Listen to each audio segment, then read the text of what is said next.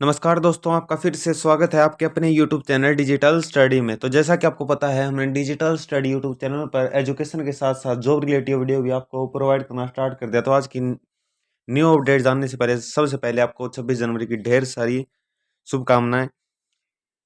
तो देखिए क्या कुछ अपडेट आपकी ग्रुप डी में खेल कोटे के पद भरे जाएंगे। अब जो पद खाली थे 3-4 सालों की भर्तियों में ग्रुप डी में लगे कर्मचारियों का ट्रांसफर भी शुरू होगा। सचिव ने अधूरा पत्र भेज दिया। हरियाणा सीईटी का डिटेल रिजल्ट कब तक आएगा, इसके बारे में बच्चे बहुत दिनों से इंतजार कर रहे हैं। जैसा कि आपको पता है, इसका रिजल्ट 10 जनवरी को आ चुका है, लेकिन डिटेल रिजल्ट की बहुत बच्चे इंतजार कर रहे हैं। तो देखिएगा अपडेट आज की। हरियाणा सरकार ने 4 साल पहले ग्रुप डी भर्ती में खेल कोटे के बचे पद भरने के लिए योग्य उम्मीदवारों का शॉर्ट लिस्ट करने के लिए एसएससी को लिखा पत्र। तो देखिए क्या क्या कुछ अपडेट है।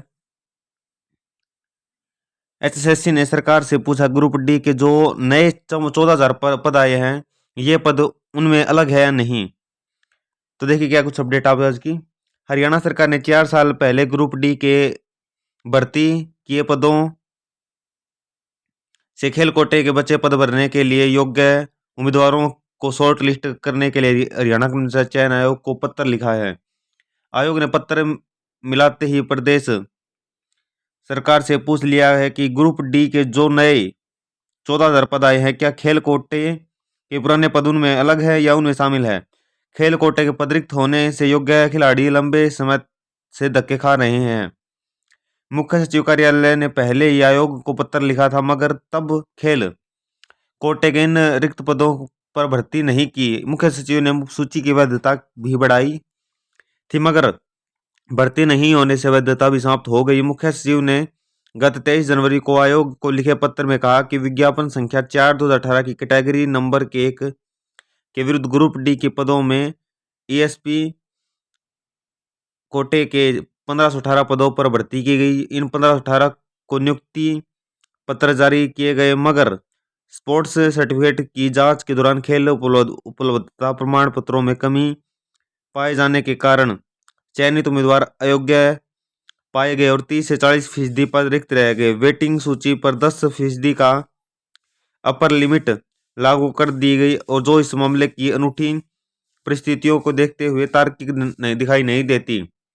इस पर विचार किया गया कि ग्रुप डी के ईएसपी कोटे के रिक्त पदों के लिए उम्मीदवारों को शॉर्ट लिस्ट करने के लिए मकसद से बैटिंग सूची पर 10% का अपर लिमिट के नियम दिए जाएं। इसलिए खेल कोटे के रिक्त पदों को देखते हुए योग्य उम्मीदवारों का शॉर्ट लिस्ट कर दी। दिन के प्रोग्रामर्स अनुसार मुख्य सचिव और विभागों ने कार्यालय को भेजे। इस प्रोग्राम में कैटेगरी अनुसार और विभागों से मिले रिक्त पदों की संख्या इस संख्या के अनुसार सिफारिश की गई संख्या बताती है। तो देखिए क्या कुछ अपडेट आज की और इम्पोर्टेंट आपके लिए।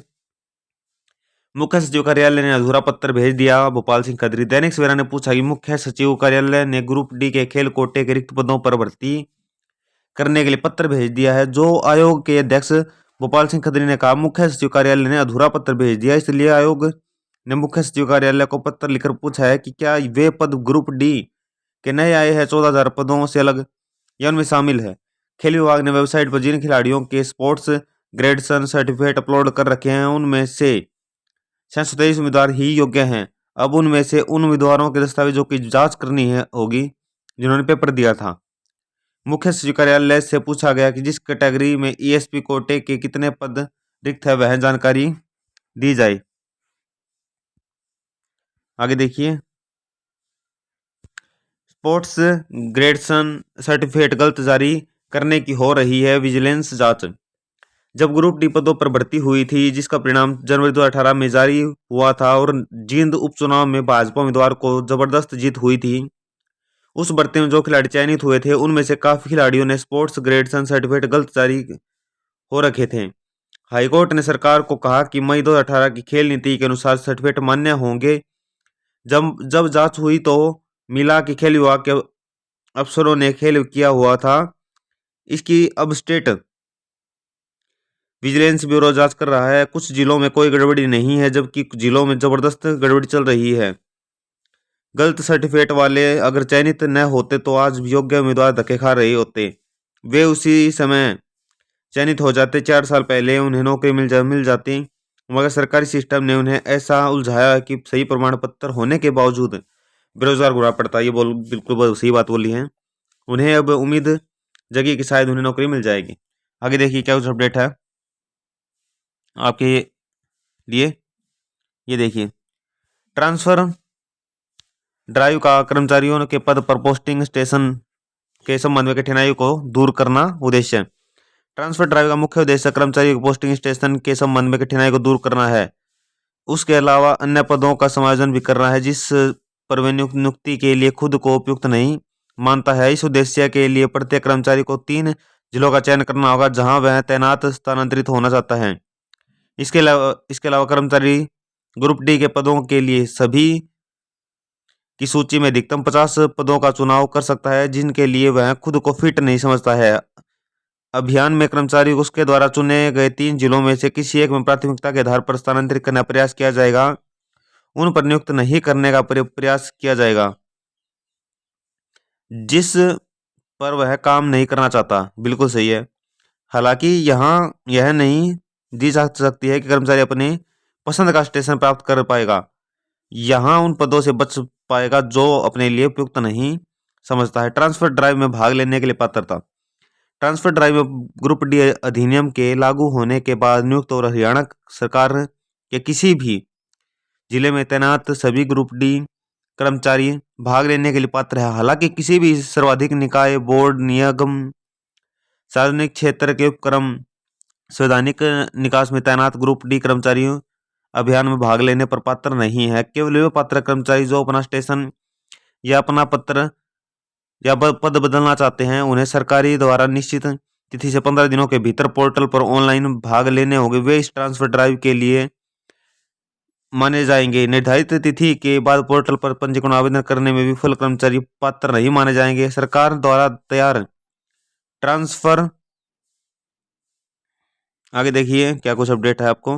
नीति में एक स्टेशन से दूसरे स्टेशन पर पद से दूसरे पद पर ट्रांसफर का मापदंड, सामान्य निर्देश और आवश्यक प्रक्रियाओं व विस्तृत फॉर्मेट की जानकारी दी गई है। ठीक है। और देखिए क्या कुछ आपके लिए है इंपॉर्टेंट। स्पोर्ट्स ग्रेडेशन सर्टिफिकेट कल जारी करने की हो रही है विजिलेंस जांच। ये मैंने आपको बता ही दिया था। और देखिए क्या कुछ आपकी रह गई अपडेट। तो मैं ख्याल सभी भी अपडेट आपको बता दी गई हैं। तो रही बात ग्रुप सी का जो HSSC CET हुआ था उसका रिजल्ट कब आएगा डिटेल, और रिजल्ट आपका फरवरी के 12 या 13 फरवरी तक कभी भी आ सकता है। 12-13 फरवरी तक आपका HSSC CET का रिजल्ट डिटेल कभी भी आ सकता है। हमें ये सूचना मिली है। तो आप वेट करते रहिए। और आपको जैसा कि पता है हरियाणा पुलिस में 6,000 वैकेंसी निकली है। उसमें पहले क्या होगा, फिजिकल होगा, उसके बाद जो उसको क्वालिफाई करेंगे वे क्या होंगे, एग्जाम देंगे। लेकिन एक और कंडीशन है इसमें, इस बार फिजिकल में सिर्फ 7 गुना बुलाए जाएंगे। ये और बात है, 7 गुना ही कैंडिडेट क्या होंगे इसमें बुलाए जाएंगे।